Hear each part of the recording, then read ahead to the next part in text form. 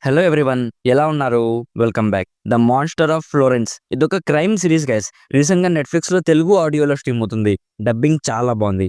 ఈ సిరీస్ లో total 4 episodes ఉంటాయి. ఈచ్ ఎపిసోడ్ 1 అవర్ ఉంటుంది. నిన్న నైట్ ఈ సిరీస్ కంప్లీట్ చేశాను. ఈ సిరీస్ ని రియల్ లైఫ్ లో ఉన్న ఒక కిల్లర్ చేసిన మర్డర్స్ మీద బేస్ చేసుకొని తీశారు. ఈ కేసు ఇప్పటికీ అన్సాల్వ్ కేసు అంట. సో ముందే చెప్తున్నాను, ఈ సిరీస్ ఎండింగ్ ఓపెన్ గా ఉంటుంది. అండ్ సిరీస్ ఫస్ట్ ఎపిసోడ్ లోనే ఇదొక అన్సాల్వ్ కేసు అని చెప్పేశారు. సో డీటెయిల్ గా ఈ సిరీస్ ప్లాట్ అండ్ రివ్యూ చెప్పేస్తాను. అంతకుముందు మీరు మన ఛానల్ ని ఫస్ట్ టైం విజిట్ చేస్తుంటే ఒకసారి కాంటెంట్ చెక్ చేయండి గైస్. నచ్చితే సబ్స్క్రైబ్ చేసుకొని బెల్ నోటిఫికేషన్స్ కూడా ఆన్ లో పెట్టుకోండి. సింపుల్ గా ఈ సిరీస్ ప్లాట్ ఏంటంటే, ఈ సిరీస్ స్టోరీ ఇటలీలో జరుగుతుంది. ఒక కిల్లర్ ఉంటాడు.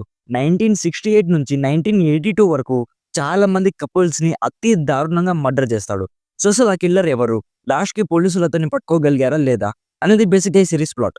ఇప్పుడు ఈ సిరీస్ నాకు ఎలా అనిపించిందంటే, నాకైతే చాలా బాగా నచ్చింది గైస్.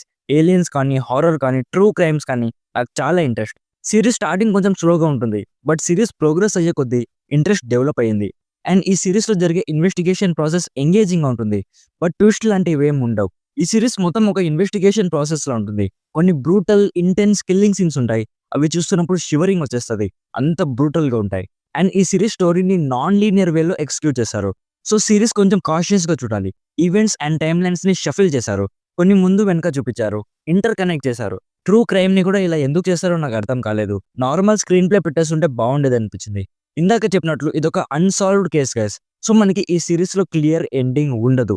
సో కొందరు ఎండింగ్ లేని సిరీస్లు ఏం చూస్తాం బ్రో అనుకోవచ్చు, but trust me guys, true crimes మీద ఇంట్రెస్ట్ ఉన్న వాళ్ళు ఖచ్చితంగా చూడండి, మీకు చాలా బాగా నచ్చుతుంది. అయినా క్లియర్ ఎండింగ్ లేకపోతే ఫ్రస్ట్రేషన్ వస్తుంది. అందుకే మేకర్స్ ఫస్ట్ ఎపిసోడ్ లోనే చెప్పేశారు. సో ఇఫ్ మీకు ట్రూ క్రైమ్స్ మీద సిరీస్ చూడడం ఇష్టమైతే డెఫినెట్లీ ఈ సిరీస్ ని చూడండి, మీరు బాగా ఎంజాయ్ చేస్తారు. Actors performances, music and production values అన్ని కూడా చాలా బాగున్నాయి.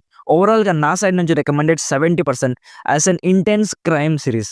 అడల్ట్ కంటెంట్ ఉంటుంది, సో ఫ్యామిలీతో అయితే ఈ సిరీస్ ని అస్సలు చూడకండి. సో ఇది guys the monster of Florence series review. Already ఈ సిరీస్ మీరు చూస్తుంటే మీకు ఎలా అనిపించిందో కామెంట్స్ లో మాతో షేర్ చేసుకోండి. వీడియో నచ్చితే లైక్ చేయండి. మరిన్ని రివ్యూస్ అండ్ రికమెండేషన్స్ కోసం మన ఛానల్ని ఇప్పుడే సబ్స్క్రైబ్ చేసుకోండి. Thank you so much for watching. Meet you in my next video. By bye guys.